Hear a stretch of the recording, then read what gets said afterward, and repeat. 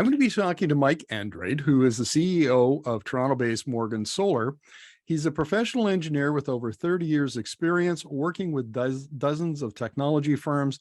And I'm going to talk to him about why energy technologies like wind, solar, and battery are fundamentally different from energy commodities like oil and gas, and why China has exploited this difference to its advantage to become the global leader in clean energy. So welcome to the interview, Mike. Yeah, thanks. Nice to be here. Look, I confess to not knowing much about this. I mean, I'm a big fan of technology adoption stories and read a lot of theory and so on. But this difference between the fundamental difference between a commodity and a technology is not something I've talked about with an expert before. Can you give us just a brief overview of why they're different and why that's important? Yeah, and maybe to explain it, I'll kind of go back in time. Is that this is not really a new trend. The idea that as soon as you start incorporating electronics into a product, that product starts behaving very differently than the things it's replacing, and then the industry starts shifting to a very different behavior. And it's very much in vogue to talk about supply chain and outsourcing and chip shortages and things like that.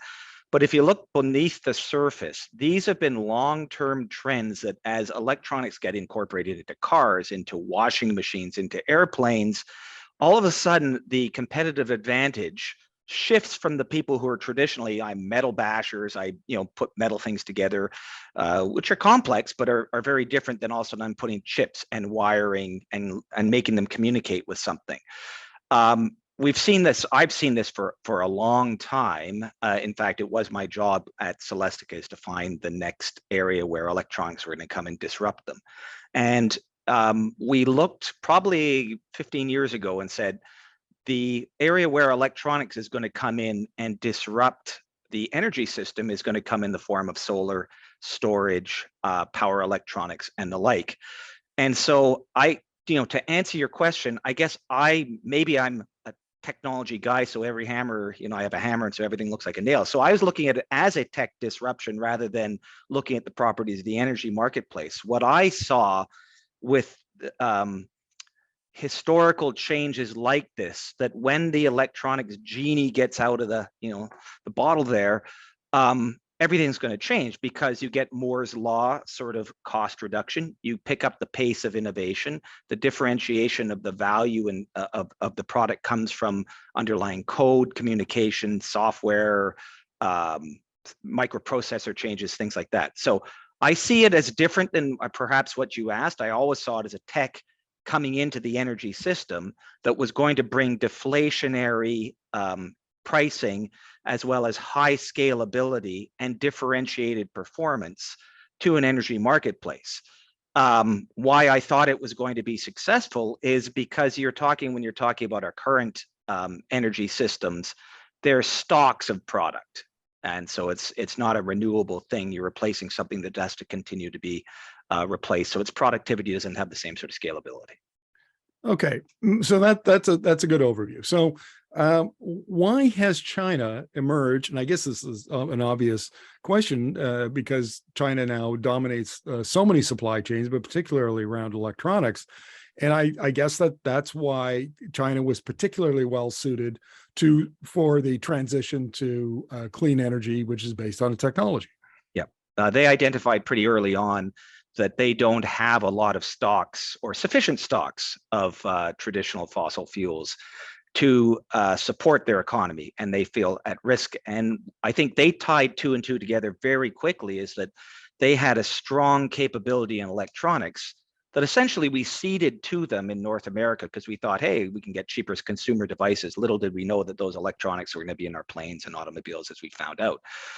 And so they tied two and two together that said, hey, our traditional strength is in this high volume manufacturing of the electronic supply chain. And we can apply that to energy in the ways that I described as a way to reduce our dependency upon foreign sources of energy. So I feel that we made the mistake in the West of thinking electronics were electronics and they go into electronics products. And China, understood kind of what I said, is that electronics were the building block for the new energy technology, and that they could be an area of differentiated advantage there and increase their security. Now, I've made this point in other interviews that in 2020, when President Joe Biden was running during his presidential campaign, his campaign platform said very explicitly it acknowledged that China was well ahead of the United States in terms of clean energy industry, dominated electric vehicles and the various supply chains and so on. But he pledged that he would overcome that lead and make the US number one by 2030. I kind of view the Inflation Reduction Act as trying to fulfill that promise. Do you think that North America can regain its leadership in this area and overtake China, or does China simply have, the lead is too great and we're in trouble? Well, I mean, I think you used the key word regain, because if you look back, the solar industry was largely a U.S. industry initially, then it shifted to Japan, and then China took over from there. So it's not a matter that we never had it. We kind of gave it away on the altar of lower cost and things like that. Can you catch up? Well, I mean, if you look at history, the electronic supply chain has largely shifted to Asia. And, with the best efforts that we're having here, it hasn't really come back to North America. And part of that is, even with your best intentions, it takes a long time to build out semiconductor fabs and the things like that. So my answer to you is, if you look at history, I would say the lead is insurmountable for big aspects of this supply chain. And it's going to take us a long time to build up, I'm going to say, sufficient scale and get the workers and those sort of things. I don't think it's a foregone conclusion that China is going to dominate. I would never bet against the US, to do these sort of moonshot sort of things, but it's going to be a tough road to hoe for a while here. But I really think the important thing, and you said it and Joe Biden said it, it's my concern about what has happened with electronics and supply chain and clean energy is an industrial economic policy one as much as a climate change. And at least someone's getting on that and understands that and is trying to do something about it. Yeah, that leads me back to Canada, because of course you're based in Toronto, I'm based on the West Coast, and we follow the energy conversation in this country pretty closely. And I don't think, this kind of conversation, I rarely hear it. And we're still focused in this country on whether we should build pipelines or not in response to Europe's energy insecurity. I mean, these are 20th century debates, and it seems like the 20th century Canadians haven't got into the 20th century conversation yet, and that is maybe do we have to start there? Is it as simple as that?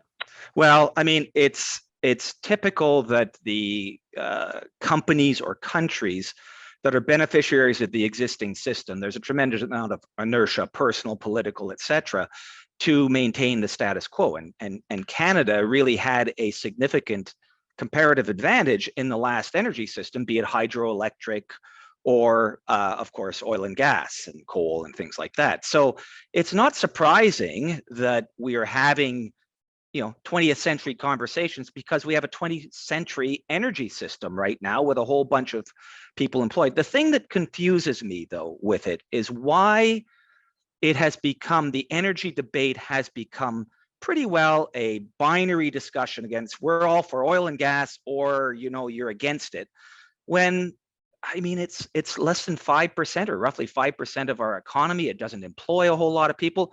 So we have let this economic discussion come along about we can't get away from oil and gas, when it's not true.